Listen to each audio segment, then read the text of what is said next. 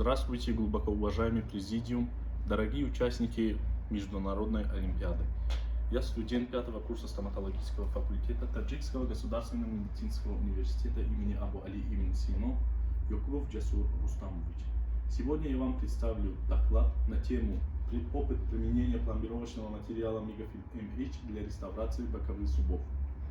На настоящее время эффективное пломбирование зуба, пораженного кариозным процессом, остается одной из важнейших проблем практической стоматологии.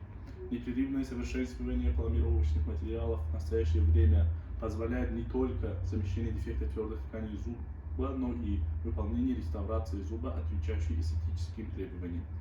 Таким качеством отвечает цветоотверждаемый универсальный микрогибридный композит Мегафил MH, обладающий следующими свойствами: физико-механическая стойкость, широкий выбор оттенков цвета, высокая полируемость и цветостойкость, хорошие эстетические качества, очень устойчивый к отлому при реставрации зубов в боковых участках и довольно простая методика применения. Целью нашего исследования было определение эффективности фотополимерного микрогибридного композиционного материала Мегафил MH для реставрации зубов. Нами проведены реставрация 24 зубов у больных в возрасте от 17 до 30 лет, из них 15 зубов с кариесом и 9 после эндодонтического лечения. В 10 зубах кариозная полость локализовалась на жевательной поверхности, которая соответствует первому классу по Блэку, в 9 на проксимальных поверхностях, которые соответствуют второму классу по Блэку, и в 5 на предшеечной области маляров, которые соответствуют пятому классу по Блэку.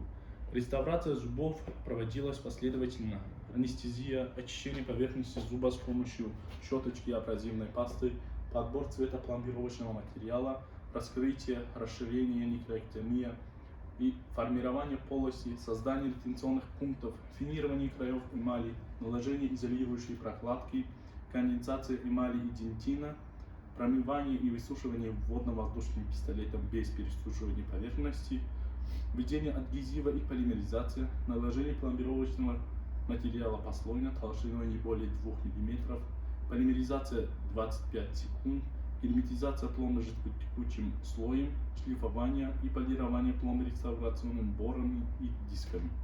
Были даны рекомендации пациентам по уходу за полостью рта.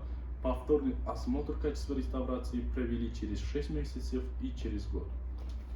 Через 6 месяцев при обследовании пациентов не отмечались субъективные ощущения, была отрицательная реакция зуба на температурный раздражитель и на перкуссию.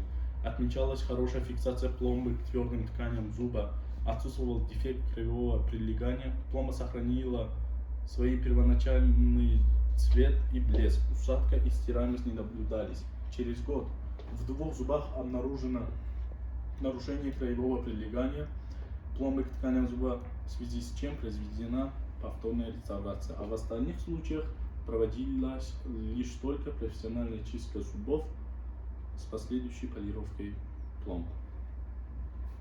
Таким образом, работа с использованием фотополимерного микрогибридного композиционного материала Мегафил MH для реставрации жевательных групп зубов практична в применении.